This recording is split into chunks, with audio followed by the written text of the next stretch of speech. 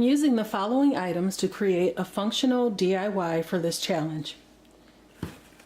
I have some faux florals from Dollar Tree, bamboo skewers that I had left over from the summer, a drawer organizer that I purchased for another project in my kitchen, but it didn't work out, just a lighter to light the candles, sternos, some miscellaneous fall decor. I have some live gourds, some chocolates, marshmallows, and some graham crackers. If you haven't figured out what we're going to make, you'll see it real soon. Stay tuned.